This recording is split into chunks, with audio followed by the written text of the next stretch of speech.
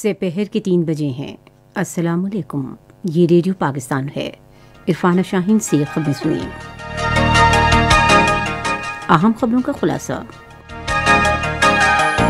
وزیر خارجہ نے کہا ہے کہ پاکستان آسٹریلیا کے ساتھ معیشت، تجارت اور دفاع سمیت مختلف شعبوں میں تعلقات مستحکم بنانے کا خواہاں ہے۔ مشیر خزانہ نے ترقی کے لیے تاجر برادری کو مکمل سہولت فراہم کرنے کی حکومت کے عزم کا اعادہ کیا ہے۔ انفارمیشن ٹیکنالوجی کے وزیر نے کہا ہے کہ ملک میں آئی ٹی کے شعبے کی ترقی کے لیے تمام اقدامات کیے جا رہے ہیں۔ بھارت کے غیر قانونی زیر قبضہ جموں کشمیر میں بھارتی فوج نے گزشتہ ماہ کے دوران ریاستی دہشت گردی کی کارروائی میں 22 کشمیریوں کو شہید کر دیا۔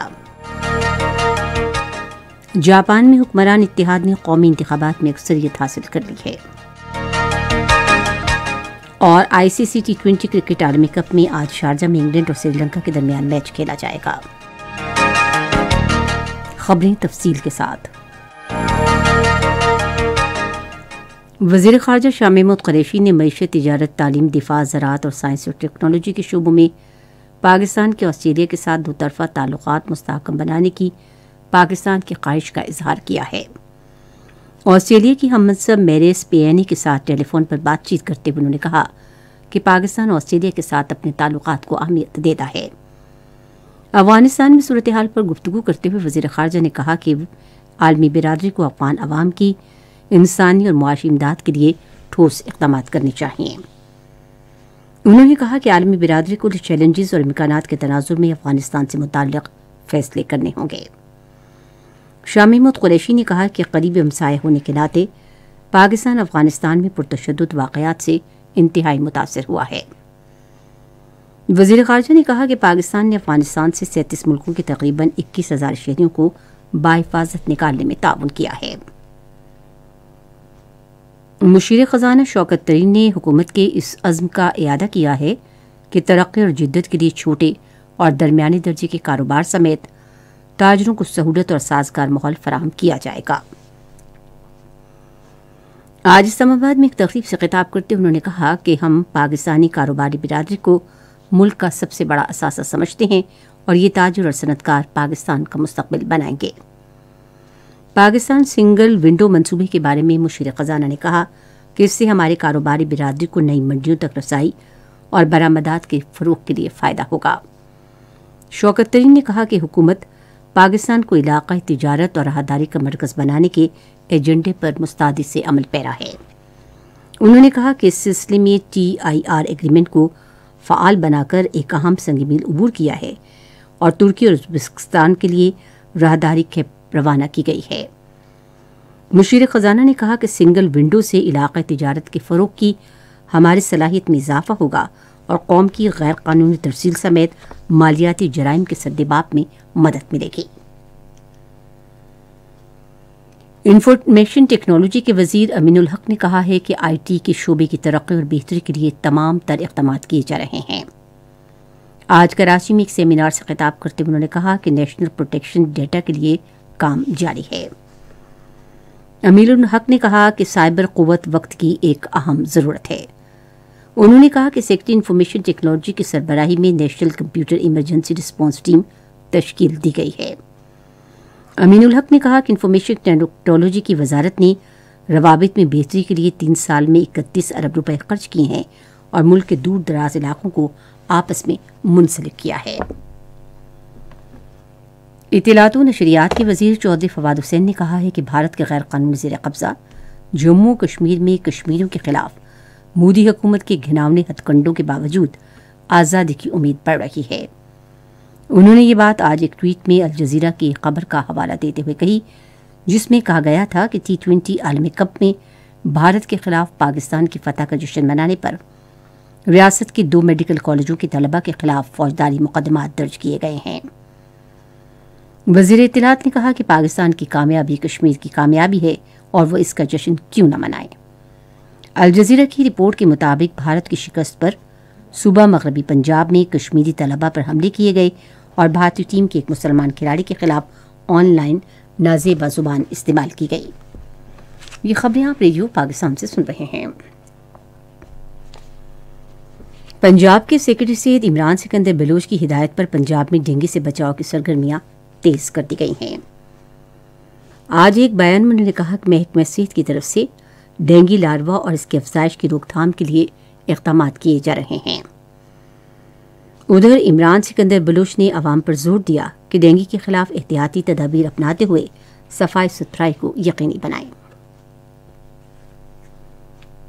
خیبر پختونخوا میں کرونا وائرس کی ویکسین نہ لگوانے اور ویکسین لگانے سے انکار کرنے والے افراد کے خلاف کارروائی تیزی سے جاری ہے۔ ضلع انتظامیہ کے حکام ویکسینیشن کارڈ چیک کرنے کے لیے تجارتی مراکز، عوامی مقامات، دفاتر اور شادی ہالوں کے اچانک دورے کر رہے ہیں۔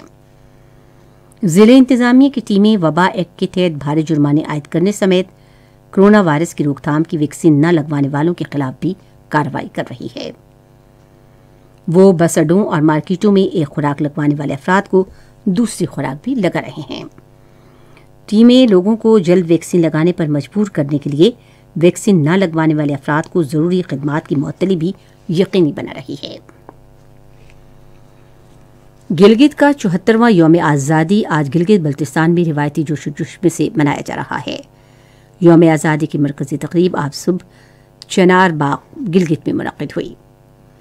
گورنر راجہ جلال حسین مقبون اور وزیر اعلیٰ محمد خالد خورشید نے قومی پرچم لہرایا۔ انہوں نے یادگار شہدا پر پھولوں کی چادر چڑھائی اور فاتحہ خوانی بھی کی۔ گلگت بلتستان پولیس اور جی بی اکاؤنٹس کے ایک گروپ نے یادگار پر گارڈ آف آنر پیش کیا۔